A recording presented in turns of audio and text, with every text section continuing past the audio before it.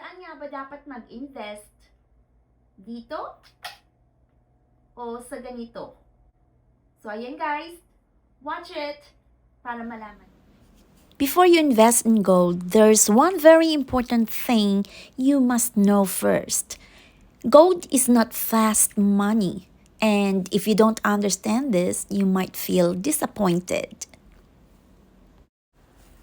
Hi everyone! This is Minnie. Welcome back to my channel. Kamusta na po kayo? So dito po sa aking mini channel, I share simple tips about buying gold jewelry and of course investing in gold. So sa mga beginners dyan, hello po sa inyong lahat. Sana'y makatulong ako sa inyo at sana po ay mag-enjoy kayo sa aking konting share for today. Kung nag-iisip ka po talaga na ikaw ay gustong mag-invest sa gold, alamin muna natin kung bakit nga ba natin gustong bumili ng gold.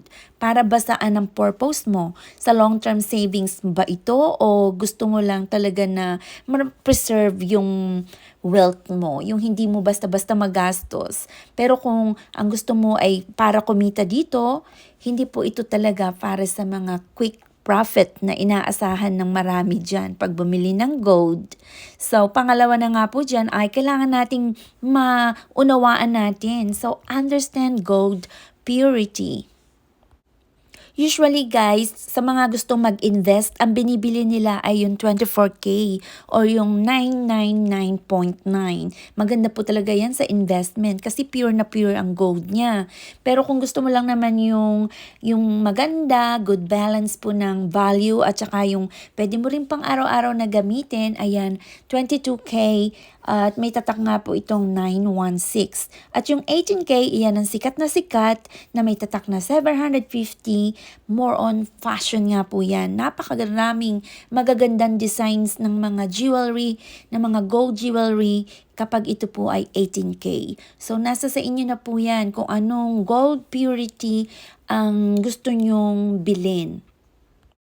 So guys, sa pagbili ng gold, maging maingat po, maging smart. Doon ka lang po talaga bibili sa mga trusted sellers, sa mga reputable jewelry shops at mga kakilala nyo talaga dapat ang binibilan. Kung sakasakali naman po guys, huwag kakalimutan na i-keep ang mga receipts.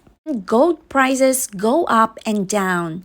So, sometimes the price is high, sometimes it goes lower. At iyan po ay normal lamang. Kaya kung magpapanik ka lagi sa pag-drop ng mga prices ng gold, malamang ang gold investing ay hindi para sa iyo. Ay makaka-stress lang ito sa iyo, so wag na lang, di ba po? Buy only what you can afford. One mistake beginners make is buying too much gold at once. Sa mga mapapakita ko po sa inyo dito, kung makikita nyo medyo madami na din siya kahit paano, iyan naman po guys ay napakaraming taon na ang dumaan bago ko yan nabili guys. Ano nga po ba yung pure gold? Pwede po siyang bar, pwede din po siyang coins. At yan nga po guys is 999.9 pure gold. So, papakita ko po sa inyo, meron po akong nag-iisa. Ito lang po guys ang ating bar na napakaliit. Pero guys, ito po ay 37.5 grams. Almost 2 years na po ito at nabili po ito ng 90 plus thousand dollars at nung pumunta po ako last month, ito po ay nagkakahalaga na po ngayon ng sinulat ko po dito talaga, $151,000. So, ibig sabihin guys, talagang tumaas ang gold, di ba po? Napakamahal na nga po ng gold. So, ayan. So, ibig sabihin guys, kumita na ako, di ba? Pag binili mo ang ganitong pure gold, no need ka na pong magbayad pa ng mga making charges or yung craftsmanship at saka yung sa pagbayad sa mga designs. Wala ka pong babayaran ganun. Pero kapag any jewelry, gold jewelry, magbabayad at magbabayad ka po ng craftsmanship fee or yung making charges at saka sa design. Yan guys, may mga bayad, may mga extrang bayad po talaga. Kaya kung ikaw ay seryoso na mag-invest talaga sa gold, so dito ka na sa mga ganitong klaseng gold. Yun nga lang, hindi mo mai-enjoy na isuot or hindi mo mai-enjoy na kung mahilig ka sa fashion siya, hindi mo talaga siya mai-enjoy. So the last but not the least, your mindset matters. Kapag po guys, mindset mo ay nag-invest ka sa gold dahil gusto mo ng fast profit, nako, medyo madi-disappoint ka po dyan at malamang ay hindi ka maging masaya dyan. Dahil ito po ay hindi sa mabilisan.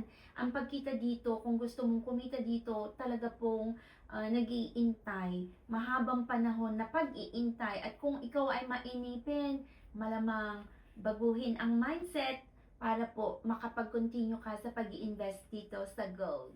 For me guys, buying jewelry gold is both practical and emotional. Nag-i-enjoy tayo na isuot ko ano man po itong ating mga nabiling mga jewelry gold.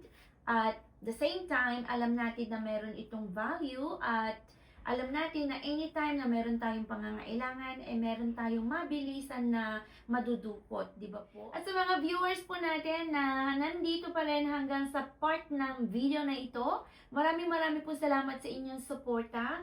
At kung saan man po kayo ngayon, pwede nyo po bang i-comment dyan sa baba? At ito nga po ang inyong kababayan na nakatira dito sa Taiwan, mini at lagi pong nag-iintay sa inyo sa mga susunod ko pang mga video. Kaya wag niyo naman po sanang kalimutan na i-subscribe ang ating mini channel.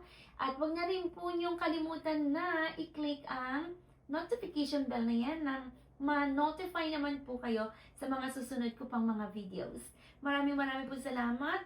Thanks for watching. God bless everyone. Bye-bye.